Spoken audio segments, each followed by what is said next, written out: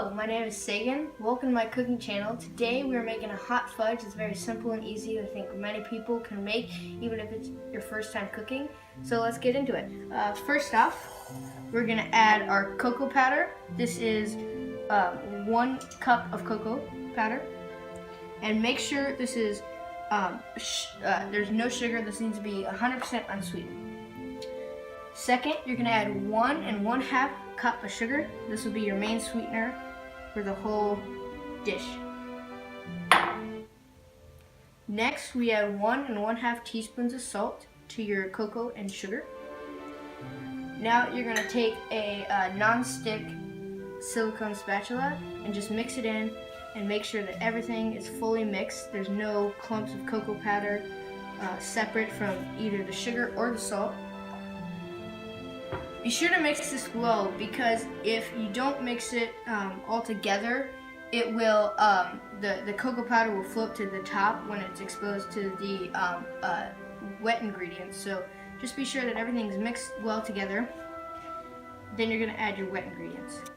Now you're going to add your butter to your cocoa and sugar mix, and just kind of make sure it's at the bottom so you so everything gets mixed well together. Now you're going to add your corn syrup, and the reason that we put in corn syrup is because it stops the hot fudge from recrystallizing, because if we just had sugar, it would start recrystallizing once we let it cool over time. So just be sure you use corn syrup so you still have a hot fudge when you chill it.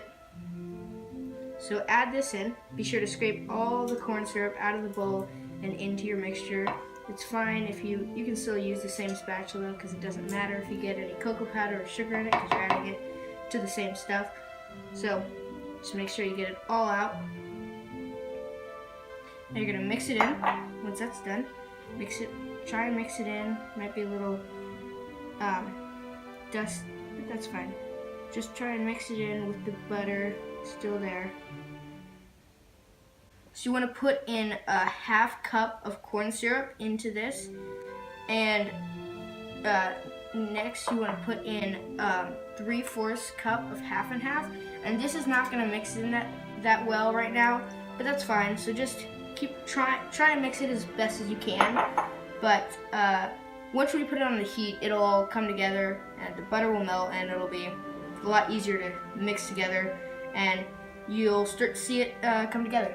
And now, last, you're going to add 4 teaspoons of vanilla to your whole mixture here. Just add that in and keep mixing until you see just about the same color as your cocoa powder in the beginning, but maybe a little darker. And just keep mixing around the butter. Alright, now that you mix this all up, you're going to come over to the stove. So you're going to want to put this on high, and so this will cook fast. You need to constantly be stirring this around. Do not step away from this or the sugar will burn.